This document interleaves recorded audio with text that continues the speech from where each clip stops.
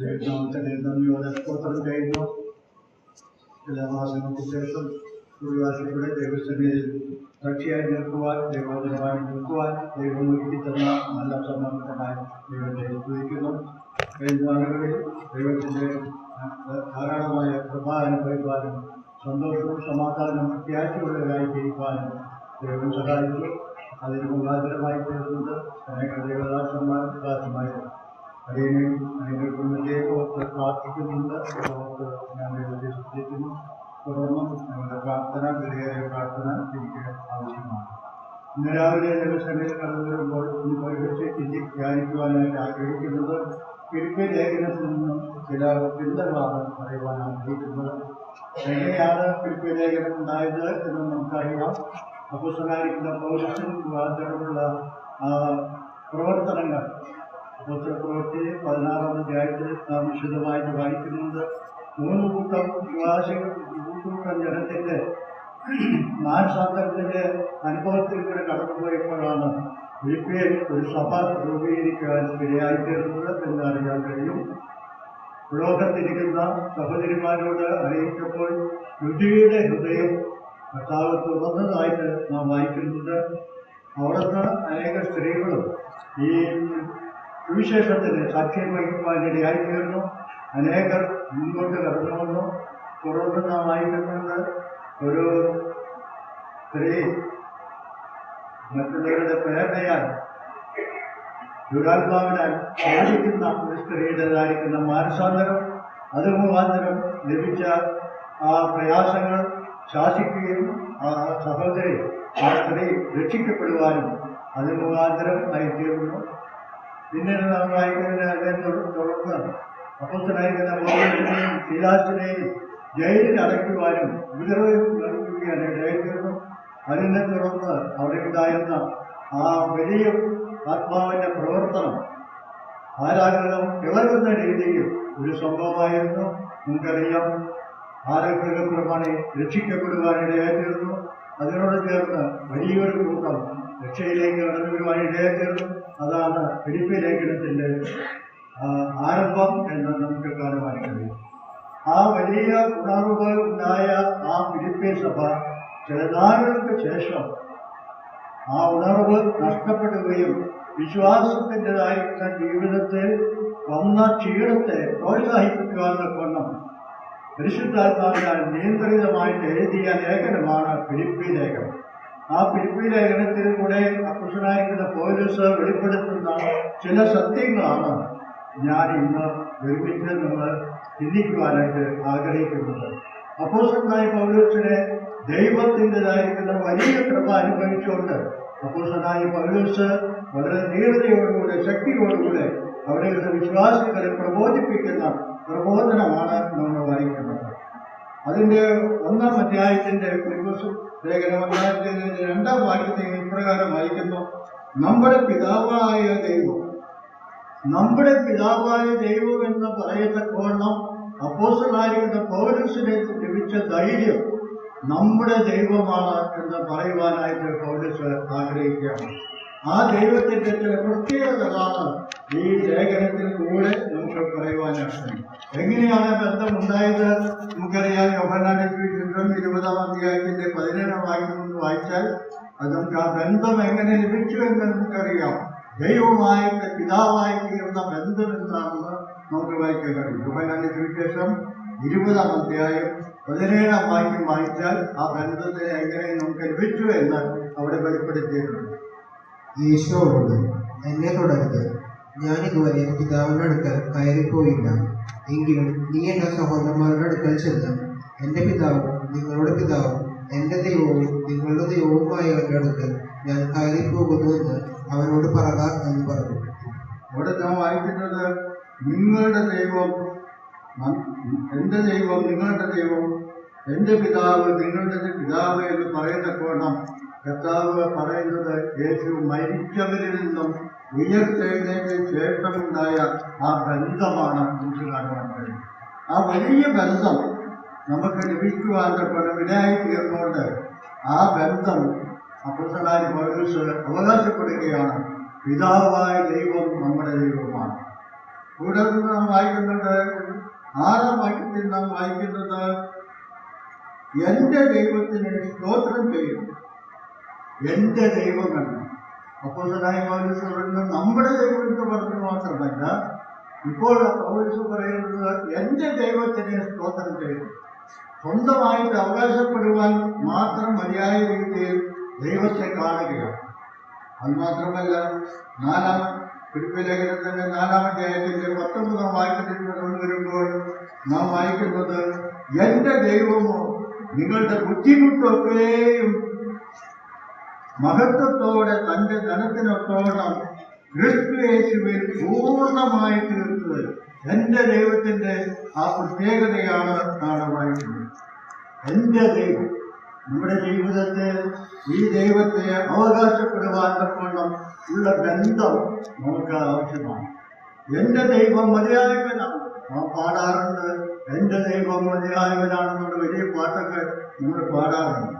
നമ്മുടെ ജീവിതത്തിൽ ആ ദൈവത്തെക്കുറിച്ച് പൗലോസ് പറയുന്നത്, എന്റെ ദൈവം ബുദ്ധിമുട്ട് തീർക്കുന്ന ദൈവമാണ്.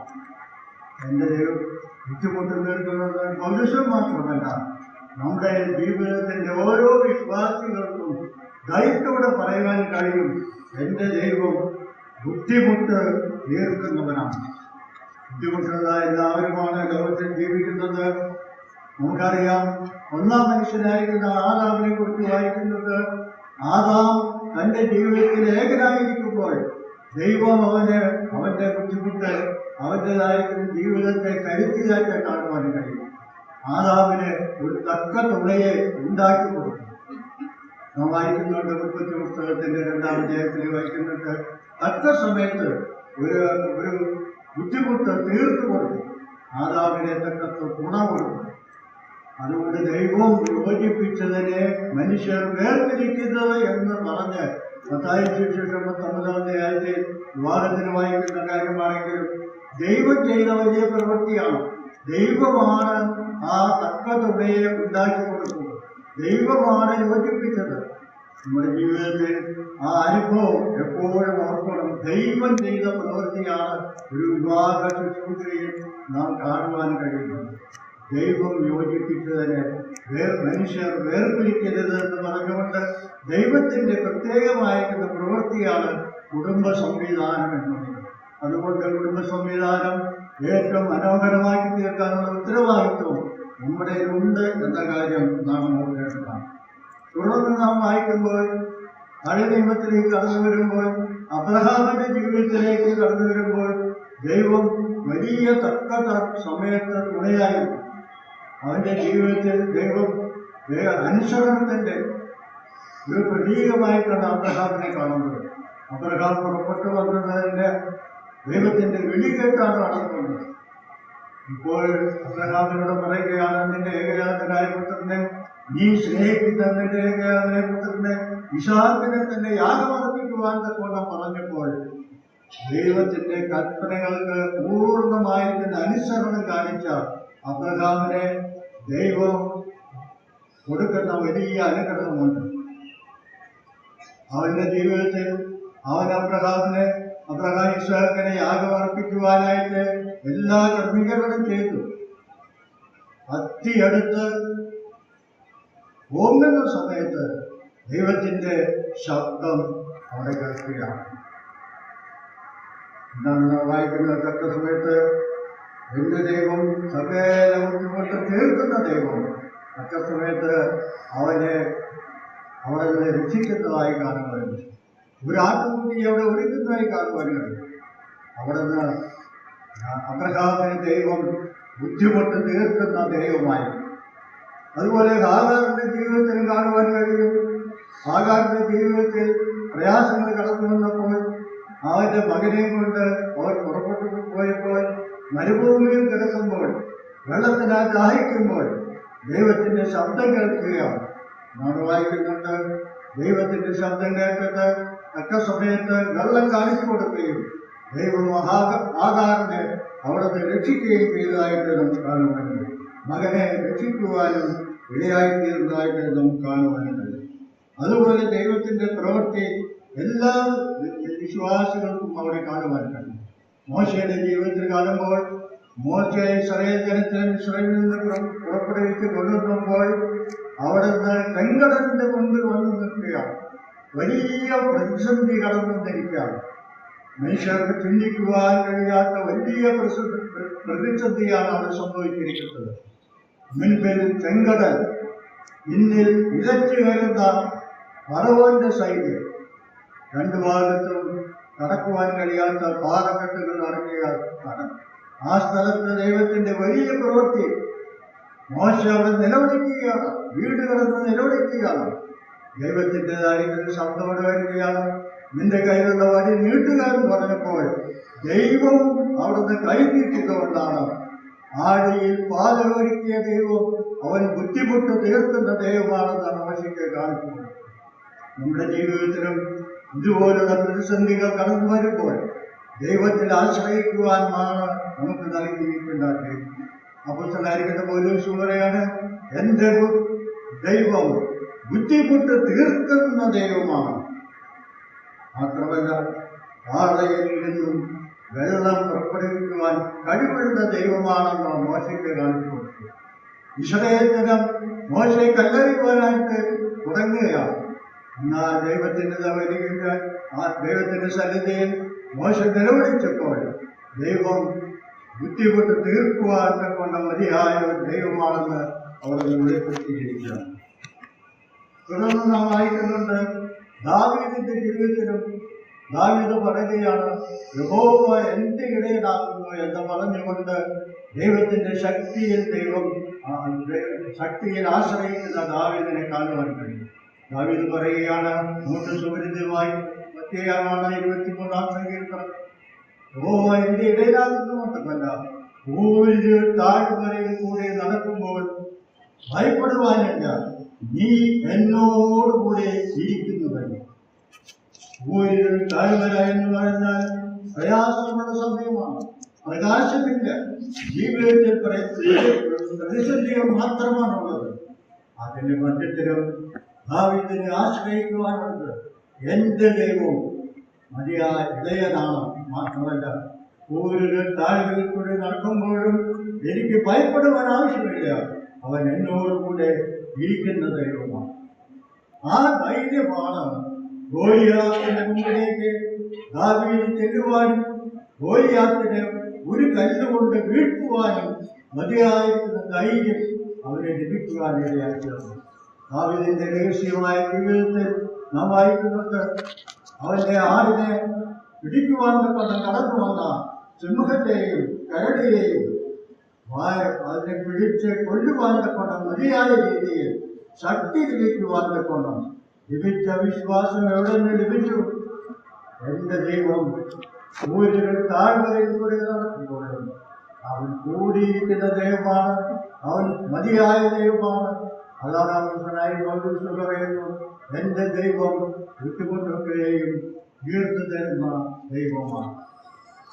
നമ്മുടെ ജീവിതത്തിൽ പ്രതിബന്ധങ്ങളും പ്രയാസങ്ങളും കടന്നു വരുമ്പോൾ ഈ ദൈവത്തിൽ നമ്മുടെ ആശ്രയം എന്തുകൊണ്ട്? അപ്പോസ്തലനായിരിക്കുന്ന പൗലോസ് പറഞ്ഞതുപോലെ, ദാവീദ് പറഞ്ഞതുപോലെ, എന്റെ ദൈവമെന്ന് നമുക്ക് അവകാശപ്പെടുവാൻ സാധിക്കുന്നുണ്ടോ? നമ്മുടെ ജീവിതത്തിൽ ഈ ദൈവമായിരുന്ന ബന്ധം എത്രമാത്രം അനുഭവമാണ്. നാം സാധാരണ ഞായറാഴ്ച കൂടി വരുന്നുണ്ട്, ദൈവവചനം വായിക്കുന്നുണ്ട്, പ്രാർത്ഥിക്കുന്നുണ്ടോ? അതുപോലെ പല രീതിയിലും നമ്മുടെ ജീവിതത്തിൽ അനുഭവങ്ങൾ, ഇവിടെ ആത്മീയമായിട്ടുള്ള അനുഭവങ്ങളുണ്ടെങ്കിൽ പ്രതിബന്ധങ്ങൾ കടന്നു വരുമ്പോൾ, ഊരിന്റെ അനുഭവങ്ങൾ കടന്നു വരുമ്പോൾ, പ്രയാസങ്ങൾ കടന്നു വരുമ്പോൾ, മുൻപിലേക്ക് പോകുന്ന വഴി കാണാതിരിക്കുമ്പോൾ എന്റെ ദൈവം മതിയായവനാണെന്ന് പറയുവാൻ തക്കോണം നമുക്ക് സാധിക്കേണ്ടത് ആവശ്യമാണ്. പലതരം ഓരോ വ്യക്തികളുടെ ജീവിതത്തിലും ഇത് സംഭവിച്ചപ്പോൾ എന്റെ ദൈവം മതിയായവനാണെന്ന് പോലെ എല്ലാവരുടെയും ജീവിതത്തിലും ദൈവം കരുണയുള്ളവരാണ്, മതിയായവരാണ്, പ്രശ്നങ്ങൾക്ക് പരിഹാരം കണ്ടെത്തുന്ന ദൈവമാണ്. കടന്നു വരുമ്പോൾ നാം വായിക്കുന്നുണ്ട്, യോഹന്നാന്റെ സുവിശേഷം 1-ാം വാക്യം നമ്മൾ വായിക്കുന്നു. ദൈവത്തെ ആരും ഒരു നാളും കണ്ടിട്ടില്ല, പിതാവിന്റെ മടിയിലിരിക്കുന്ന ഏകജാതനായ പുത്രൻ അവനെ വെളിപ്പെടുത്തിയിരിക്കുന്നു. ദൈവത്തെ ആരും ഒരു നാളും കണ്ടിട്ടില്ല. എന്നാൽ അവന്റെ മടിയിലിരിക്കുന്ന ഏകജാതനായ പുത്രൻ അവനെ വെളിപ്പെടുത്തിയിരിക്കുകയാണ്. ആ വെളിപ്പെടുത്തൽ നമ്മുടെ ജീവിതത്തിലും അനുഭവിക്കുവാൻ കഴിയും. ദൈവത്തിന്റെ ശക്തി, സ്നേഹം, കരുണ, കൃപ നമ്മുടെ ജീവിതത്തിലും അനുഭവിക്കാൻ ഇടയാക്കിയത്. അതാണ് യേശുക്രിസ്തു മുഖാന്തരം പിതാവിന്റെ വലിയ സ്നേഹത്തെ വെളിപ്പെടുത്തിയത് നമുക്ക് കാണുവാൻ കഴിയും.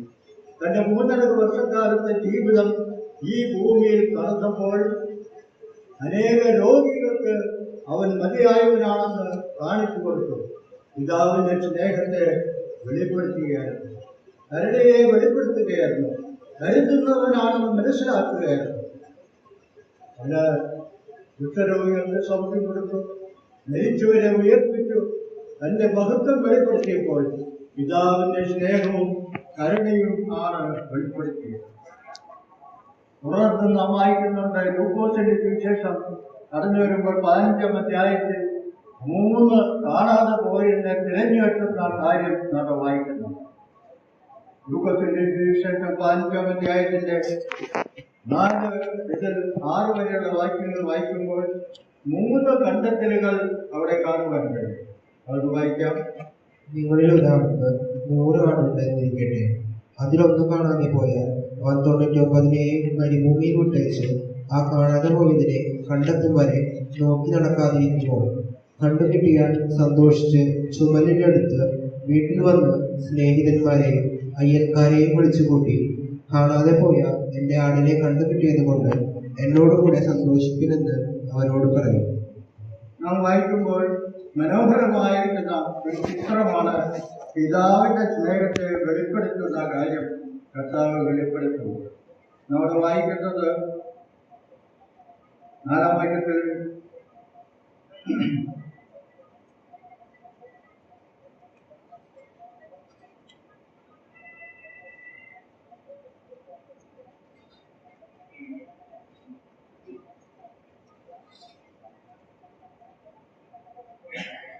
കാണാതെ പോയാൽ 99-നെയും മരുഭൂമിയിൽ വിട്ടേക്ക് ആ കാണാതെ പോയതിനെ കണ്ടെത്തും വരെ നോക്കി നടക്കാതിരിക്കുന്നു.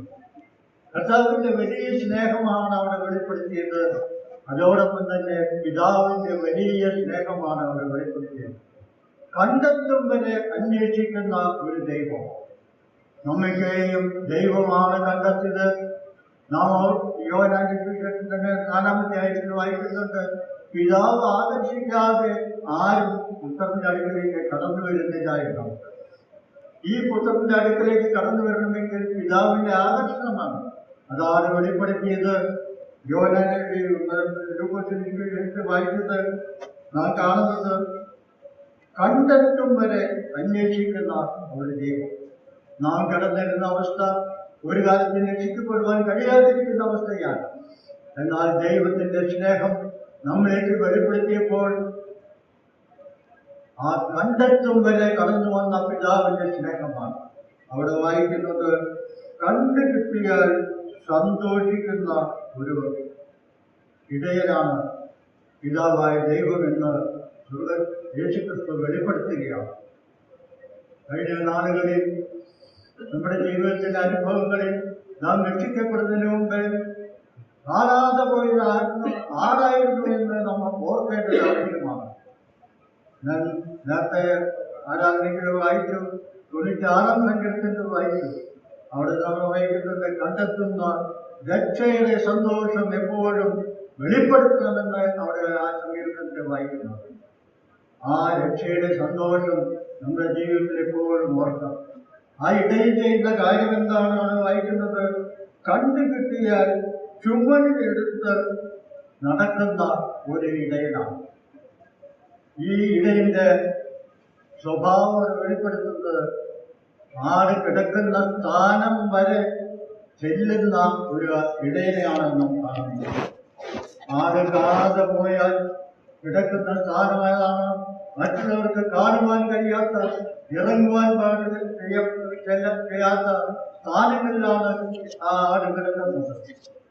ആടുകളുടെ കാലുകളും മുള്ളുകളും നിറഞ്ഞ ഇടയിലേക്ക് ഇറങ്ങി ചെല്ലുമ്പോൾ ആ ഇടയനെ അനുഭവിക്കാൻ കഴിയുന്ന പ്രയാസങ്ങൾ എത്രത്തോളമായിരിക്കും. ആ ഇടയൻ അത് അനുഭവിച്ചു. എന്തിനാണ്? കണ്ടുകിട്ടും വരെ എന്നാണ്. ഇതുവരെയും രക്ഷയുടെ അനുഭവത്തിലേക്ക് കടന്നിടുവാത്ത ആളുകളുടെ ജീവിതത്തിലും നാം കണ്ടെത്തുന്നവരെയും അന്വേഷിക്കുന്ന ഒരു പിതാവിന്റെ സ്നേഹത്തെ നാം മനസ്സിലാക്കേണ്ടത് ആവശ്യമാണ്. കണ്ടുകിട്ടിയാൽ നമ്മൾ വായിക്കുന്നത് അതിനെ കൊണ്ടുവരുന്ന ആ പ്രവൃത്തി എന്താണ്? തോളിലേറ്റുന്ന ഒരു അനുഭവമാണ്. ക്രിസ്തീയ ജീവിതം എന്നുള്ളത് പ്രയാസമുള്ളതാണ്. എന്നാൽ അതിന്റെ ജീവിതത്തിന്റെ മധ്യത്തിൽ ഒരു കാര്യം ഓർക്കണം. ആടിന്റെ യാത്ര എങ്ങനെയാണ്?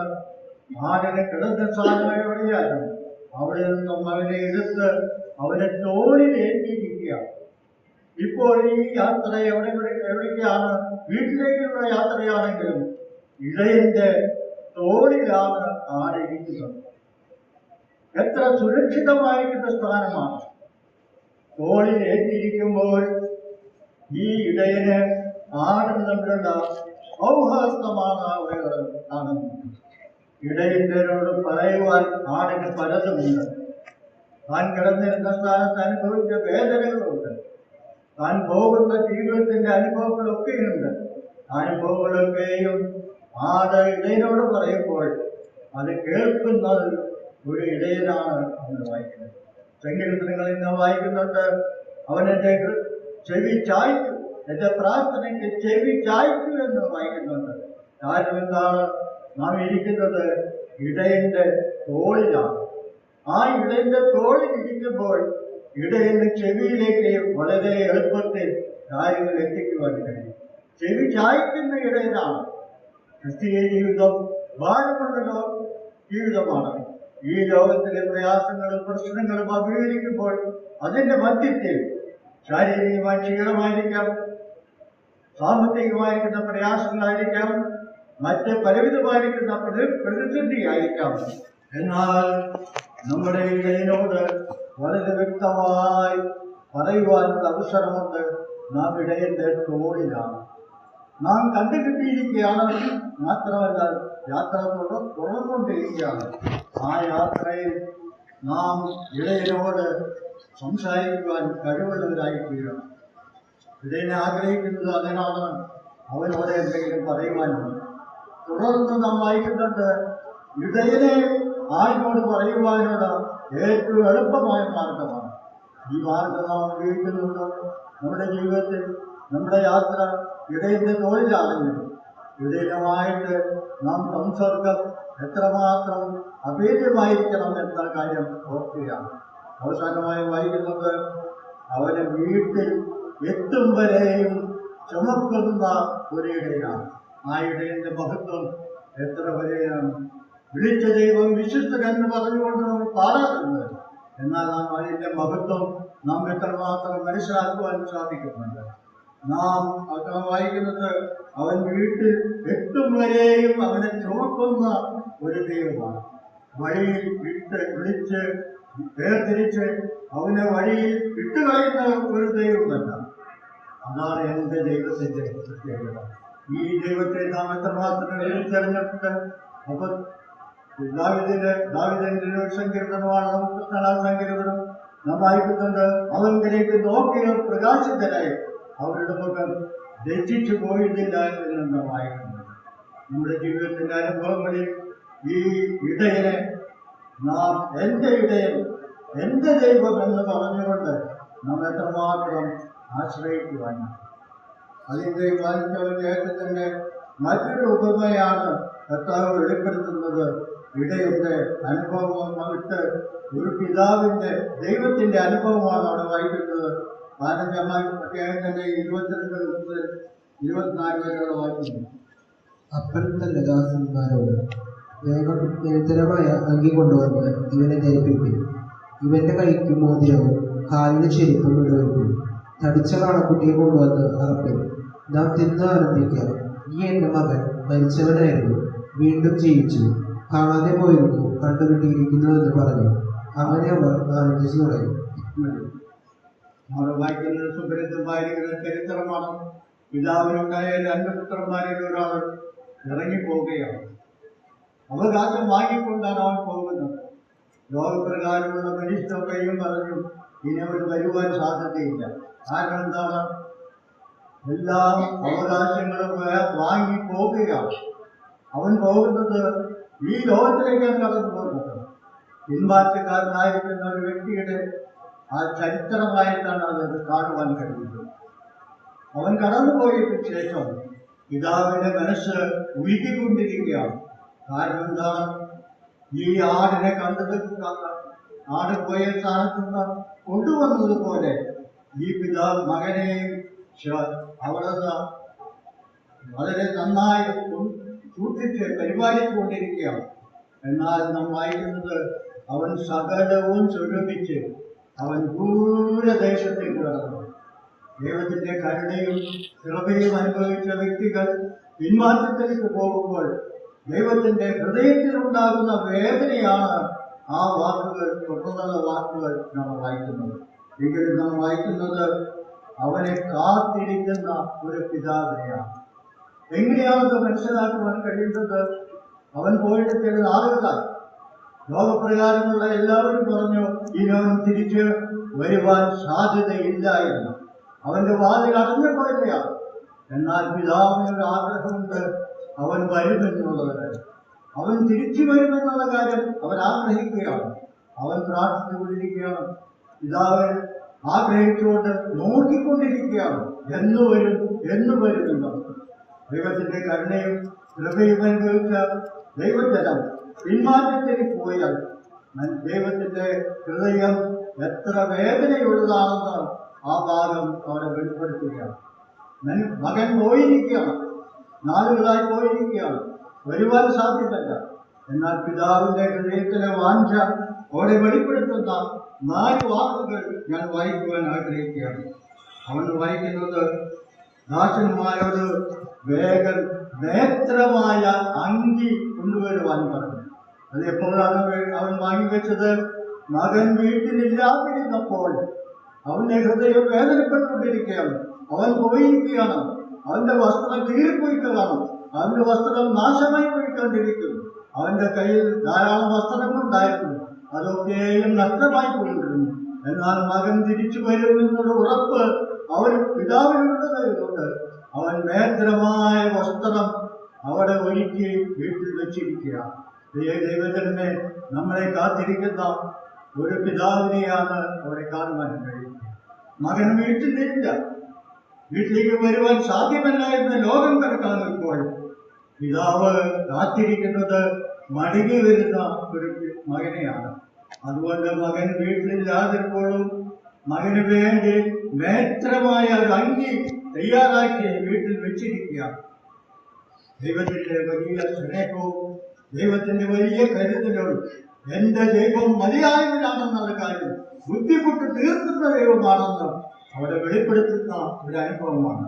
തുടർന്ന് നാം വായിക്കുന്നത് കാലിന് ചെരുപ്പ്.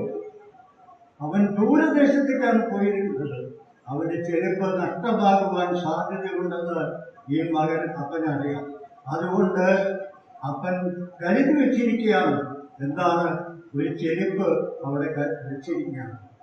ഈ ചെരുപ്പ് അവൻ വാങ്ങി അവൻ സൂക്ഷിച്ചു വെച്ചിരിക്കുകയാണ്. പിന്നീട് നാം വായിക്കുന്നത് വിരലിന് മോതിരവും അവൻ വാങ്ങിയിരിക്കുകയാണ്. തുടർന്ന് നാം വായിക്കുന്നത് ഒരു തടുപ്പിച്ച കാളക്കുട്ടിയെ ഒരുക്കി വെച്ചിരിക്കുകയാണ്. ഇതിനു വേണ്ടിയിട്ടാണ് അവൻ കടന്നു വരുമ്പോൾ ആ ഒരു കാളക്കുട്ടിയെ ഒരുക്കി വെച്ചിരിക്കുക. അനേകം പ്രകടനമുണ്ട്. എന്നാൽ അവന്റെ സ്നേഹം, അവന്റെ കരുണ വെളിപ്പെടുത്തിയിരിക്കുന്ന ദൈവം അവിടെ നിന്നാണ് ഒരു കാളയെ ഒരുക്കി വെച്ചിരിക്കുകയാണ്. ഇതൊക്കെയുമാണ് നമ്മുടെ ദൈവം. നമ്മെ കരുതുന്ന ദൈവമാണ്, നമ്മെ പരിപാലിക്കുന്ന ദൈവമാണ്. ദൈവത്തിന്റെ വലിയ കരുതൽ അവിടെ വെളിപ്പെടുത്തിയിരിക്കുകയാണ്. മകനില്ലെങ്കിലും ഇവിടെ തിരിച്ചു വരുന്നുള്ള വലിയ ബോധ്യം പിതാവിനുള്ളത് കൊണ്ട് അവൻ ഒരുക്കി വെച്ചിരിക്കുന്നു. അതാണ് നാം വായിക്കുന്നത്. ഉടനെ എല്ലാ കാര്യങ്ങളും തയ്യാറാക്കി വെച്ചിരിക്കുന്ന പിതാവിനെ നാം എത്രമാത്രം സ്നേഹിക്കുവാൻ കടപ്പെട്ടവരാണ്. നമ്മുടെ ജീവിതത്തിൽ പിന്മാറ്റത്തിലേക്ക് കടന്നു പോയിട്ടുണ്ടെങ്കിൽ ആ പിതാവ് സ്നേഹത്തോടുകൂടെ നമ്മെ കാത്തിരിക്കുന്ന ഒരു ദൈവമാണെന്ന് ആ പ്രവൃത്തിയിലൂടെ വെളിപ്പെടുത്തിയിട്ടാണ്. യോഹന്നാന്റെ സുവിശേഷത്തിൽ നിന്ന് വായിച്ചു, തന്റെ മടിയിലിരിക്കുന്ന ഏകജാതന പുത്രൻ പിതാവിനെ വെളിപ്പെടുത്തിയിരിക്കുകയാണ്. ആ പിതാവിനെ നാം എത്രമാത്രം സ്നേഹിക്കണം, ആ പിതാവിനെ എത്രമാത്രം നാം നമ്മുടെ ജീവിതത്തിൽ സന്തോഷത്തോടുകൂടി ഓർക്കണം എന്നുള്ള കാര്യം വളരെ വ്യക്തമായി ഓർക്കുകയാണ്. ഇത്രയും ഉന്നതനായ ദൈവത്തെ നമ്മുടെ ജീവിതത്തിന്റെ അനുഭവങ്ങളിൽ നാം സ്നേഹിക്കുകയും അവരുടെ കൽപ്പനകളെ അനുസരിക്കുകയും ചെയ്തില്ല എങ്കിൽ വളരെ വളരെ കുറ്റമാണ് നാം വായിക്കുന്നത്. ലേഖനത്തിൽ വായിച്ചു, കേട്ട വചനങ്ങൾ നാം അനുസരിക്കത്തില്ല എങ്കിൽ നമ്മുടെ ജീവിതത്തിൽ ദൈവത്തിന്റെ ശിക്ഷ ഉണ്ടാകുമെന്നുള്ള കാര്യം വെളിപ്പെടുത്തുകയാണ് എന്ന് വായിക്കുന്നത്.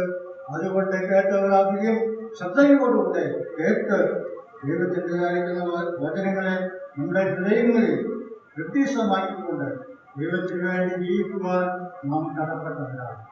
നമ്മുടെ ജീവിതത്തിലെ വചനവായന, നമ്മുടെ ജീവിതത്തിലെ പ്രാർത്ഥന എത്രമാത്രം ആവശ്യമാണ് എന്ന കാര്യം നമ്മെ പഠിപ്പിക്കുകയാണ്. ആ പിതാവ് നമ്മെ നോക്കിക്കൊണ്ടിരിക്കുകയാണ്. ആ പിതാവ് നമ്മെ തിരിച്ചു വരുവാൻ കൊണ്ട് ആഗ്രഹിച്ചുകൊണ്ട് ദൈവസ്നേഹത്തിലേക്ക് ഇടനിടുവാൻ ആഗ്രഹിച്ചുകൊണ്ട് കാത്തിരിക്കുകയാണ്. അതുകൊണ്ട് ആ സ്നേഹത്തെ നാം മനസ്സിലാക്കി ദൈവത്തിന്റെ ശരീരത്തിലേക്ക് ഇടന്നു വന്നാൽ ദൈവത്തെ ആത്മാവിനും സത്യത്തിനും ആരാധിക്കുവാൻ കഴിവുള്ളവരായി തീരണമെന്ന കാര്യം നാം ഓർക്കേണ്ടതാണ്. നാം വായിച്ചു, പിതാവ് ആകർഷിക്കാതെ ആരും പുത്രന്റെ അടുക്കലേക്ക് കടന്നു വരുന്നില്ല എന്ന് വായിക്കുന്നു. അതുകൊണ്ട് പിതാവിനാൽ ആകർഷിക്കപ്പെട്ടവരായി, പിതാവിന്റെ ഇഷ്ടം ചെയ്യുന്നവരായി ദൈവത്തെ ബഹുപ്പെടുത്തുവാൻ ദൈവത്തിന്റെ ആത്മാവ് നമ്മെ സഹായിക്കുന്നത്. നാം പിതാവിന്റെ വലിയ സ്നേഹത്തെയാണ് നാം മനസ്സിലാക്കുന്നത്.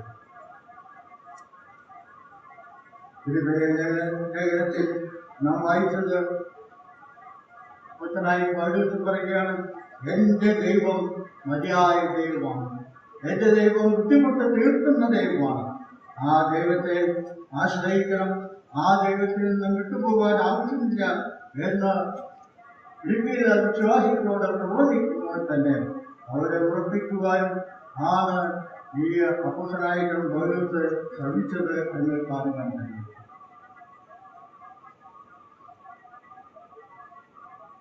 തുടർന്ന് പൗലോസ് പറയുന്ന മറ്റൊരു കാര്യം ഫിലിപ്പിയ ലേഖനം 1-ാം അധ്യായത്തിന്റെ 4-ാം വാക്യത്തിൽ ഇങ്ങനെ വായിക്കുവാൻ കഴിയും. സന്തോഷത്തോടെ പ്രാർത്ഥിച്ചു, നിങ്ങളിൽ നല്ല പ്രവൃത്തിയെ ആരംഭിച്ചാൽ യേശുക്രിസ്തുവിന്റെ നാളോളം അതിനെ തികയ്ക്കുമെന്ന് ഉറപ്പായി വിശ്വസിച്ചുമിരിക്കുന്നു. ഞാൻ വായിക്കുന്നത്, നിങ്ങളിൽ നല്ല പ്രവൃത്തി ആരംഭിച്ച ദൈവമാണ്. ഫിലിപ്പിയ വിശ്വാസികളിൽ അറിയാം എങ്ങനെയാണ് ദൈവം പ്രവർത്തിച്ചതെന്ന്. ഇനിയും പിന്മാറ്റത്തിലേക്ക് പോകാൻ ആവശ്യമില്ലാതെ വണ്ണം ദൈവം നിങ്ങളിൽ നല്ല പ്രവൃത്തി ആരംഭിച്ചവരാണ് ദൈവം. നാം വായിക്കുന്നത്, അവർ അതിനെ തികയ്ക്കുമെന്ന്, യേശുക്രിസ്തുവിന്റെ നാളോളം അതിനെ തേക്കുമെന്ന് എനിക്ക് ഇപ്പോൾ ഉറപ്പുണ്ട്, ഞാൻ വിശ്വസിച്ചുമിരിക്കുകയാണ്. വിശ്വാസികൾ, ഫിലിപ്പിയിലെ വിശ്വാസികൾ പിന്മാറ്റത്തിലേക്ക് പോകാൻ വന്നപ്പോൾ അവരുടെ ജീവിതത്തിൽ ഉറപ്പിക്കുവാൻ ആഗ്രഹിക്കുകയാണ്. പൗലോസ് പറയുകയാണ്, നിങ്ങളിൽ പ്രവർത്തിച്ചത് നല്ല പ്രവൃത്തിയാണ്. ഈശോത്തിന്റെ ലേഖനത്തെ വായിക്കുന്നുണ്ട്, ഈ ദൈവത്തെ വചനത്താലാണ് നിങ്ങൾ രക്ഷിക്കപ്പെട്ടിരിക്കുന്നതെന്ന് വായിക്കുന്നുണ്ട്.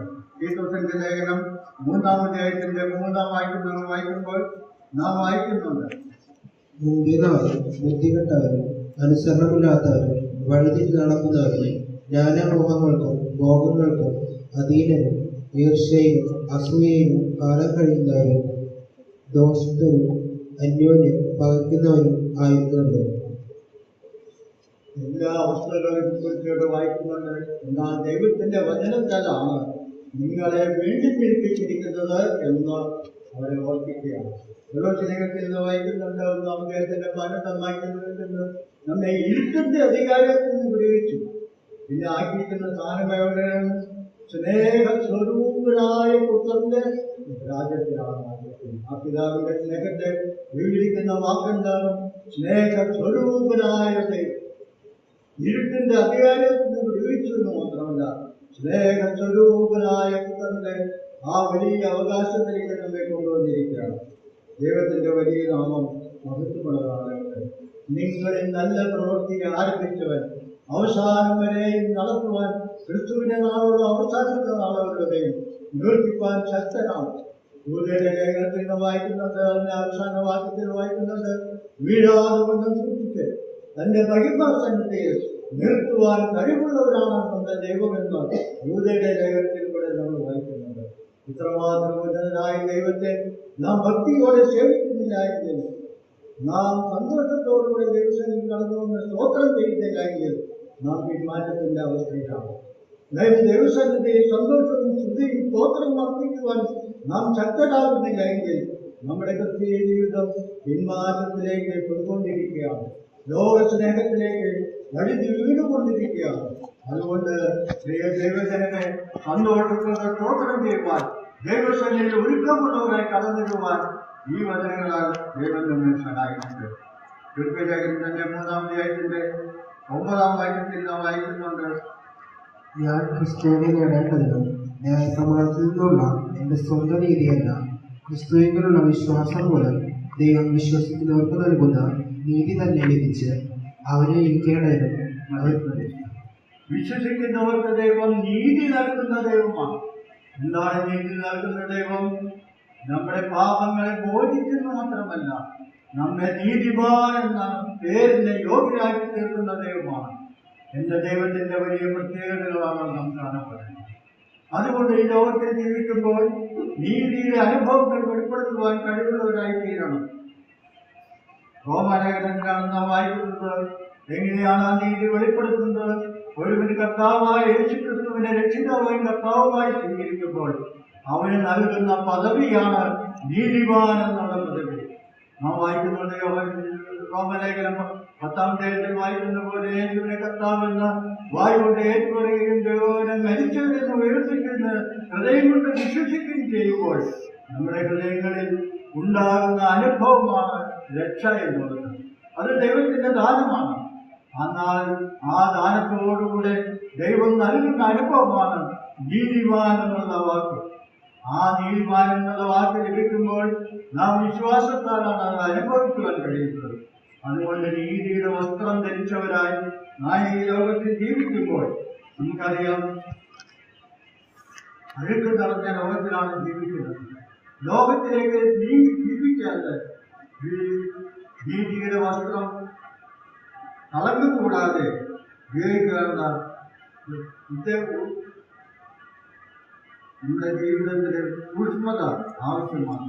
അതുകൊണ്ടാണ് റോമലേഖനത്തിൽ വായിക്കുന്നത്, വിശ്വാസത്താൽ നീതീകരിക്കപ്പെട്ടിട്ട് നമുക്ക് ദൈവത്തോട് സമാധാനമുണ്ട്. ആ സമാധാനം ഈ ഭൂമിയിൽ തന്നെ ജീവിക്കുമ്പോൾ നമുക്ക് ലഭിക്കുവാൻ കഴിയേണ്ടത് ആവശ്യമാണ്. അതുപോലെ ഫിലിപ്പിലേഖനം 4-ാം അധ്യായത്തിന്റെ 9-ാം വാക്യത്തിൽ നാം വായിക്കുന്നുണ്ട്, ദൈവം നൽകുന്ന അനുഗ്രഹത്തെ തന്നെ വായിക്കുന്നുണ്ട്, എന്നോട് പഠിച്ചും ഗ്രഹിച്ചും കേട്ടും കണ്ടുമുള്ളത് പ്രവർത്തിപ്പിക്കും, എന്നാൽ സമാധാനത്തിന്റെ ദൈവം നിങ്ങളോടുകൂടെ ഇരിക്കും. സമാധാനം നൽകുന്ന ദൈവമാണ്. എന്റെ ദൈവത്തിന്റെ മറ്റൊരു പ്രത്യേകതയാണ് വായിക്കുന്നത്, സമാധാനം നൽകുന്നത്. അതിന്റെ 7-ാം വാക്യത്തിൽ നാം വായിക്കുന്നത്, നിങ്ങളുടെ ബുദ്ധിമുട്ടൊക്കെ തീർക്കുന്ന ദൈവമാണെന്ന് മാത്രമല്ല, സകല ബുദ്ധിയെയും കഴിയുന്ന ദൈവസമാധാനം നൽകുന്ന ദൈവമാണ്. ലോകത്തിലെ സമാധാനത്തിനൊക്കെ ബുദ്ധിയുടെ പ്രമാണമാണ്. എന്നാൽ ദൈവിക സമാധാനത്തിനോ സകല ബുദ്ധിയെയും കഴിയുന്ന ദൈവസമാധാനമാണ് നമുക്ക് നൽകിയിരിക്കുന്നത്. അതുകൊണ്ട് നമ്മുടെ ജീവിതത്തിലെ അനുഭവങ്ങളിൽ ഈ ഉന്നതനായ ദൈവത്തെ ഭക്തിയോടെ സേവിച്ചുകൊണ്ട് ദൈവത്തിന് മഹത്വം ഗ്രഹിക്കുവാൻ നാം കടക്കുകയാണ്. അനേകരെ ദൈവം കരുതിയ വിധങ്ങളെ നാം വായിക്കുകയാണ്. ആ ദൈവത്തെ നാം ഉണ്മയായി സ്നേഹിപ്പാൻ നാം കഴിവുള്ളവരായി തീരണമെന്ന കാര്യം ഓർക്കുകയാണ്. ഈ ദൈവത്തിൻ്റെ മഹത്വം ദർശിച്ചുകൊണ്ട് നമ്മുടെ ജീവിതത്തിൽ നടക്കുമ്പോൾ നാം ദൈവത്തിനെ എങ്ങനെ ജീവിക്കണമെന്ന കാര്യം കൂടി നാം ചിന്തിക്കേണ്ടതാണ്. നാം ജീവിതത്തിൽ നമ്മെ രക്ഷിക്കുമ്പോൾ ദൈവത്തിൻ്റെ മക്കൾ എന്നുള്ള പദവിയിലേക്ക് നൽകി. ആ ദൈവത്തിൻ്റെ മക്കൾ എന്ന നിലയിൽ ആയിരിക്കുമ്പോൾ നമ്മുടെ ജീവിതത്തിൻ്റെ അനുഭവങ്ങളിൽ പ്രിയ മക്കൾ എന്ന പോലെ വിശുദ്ധലേഖനത്തിന്റെ മധ്യത്തിൽ വായിക്കുന്നുണ്ട്, പ്രിയ മക്കൾ എന്ന പോലെ നാം നടക്കേണ്ടത് ആവശ്യമാണ്. കോപത്തിന്റെ മക്കളെ നാം കാണുവാൻ കഴിയും. എന്നാൽ നാം പ്രിയമക്കളായി ദൈവത്തിന്റെ മക്കളായി ഈ ലോകത്തിൽ ജീവിക്കുവാൻ നാം കണക്കെടുക്കുന്നതാണ്. നാം സമാധാനം ഉണ്ടാക്കുന്നവരായി ജീവിക്കണം. കാര്യശീലത്തിൽ നാം വായിക്കുന്നുണ്ട്, സമാധാനം ഉണ്ടാക്കുന്ന മക്കളായി നാം ജീവിക്കേണ്ടത് ആവശ്യമാണ്. ഇത്രയും ഉന്നതനായ ദൈവത്തെ, ഇത്രമാത്രം സ്നേഹിച്ച ദൈവത്തെ നമ്മുടെ ജീവിതത്തിൻ്റെ അനുഭവങ്ങളിൽ ഇങ്ങനെ വെളിപ്പെടുത്തുന്ന കാര്യം ദൈവം നോക്കിക്കൊണ്ടിരിക്കുകയാണ്. അതുകൊണ്ട് ആ ദൈവത്തെ ഉണ്മയായി സ്നേഹിച്ചുകൊണ്ട്, ദൈവത്തെ മഹത്വപ്പെടുത്തിക്കൊണ്ട് ദൈവത്തിന് പ്രസാദമുള്ള ജീവിതം നയിപ്പാൻ ഈ ചിന്തകളാൽ ദൈവം നമ്മെ സഹായിക്കട്ടെ. അവൻ്റെ വിലയേറിയ നാമം ഇന്ന് മുന്നേക്കും.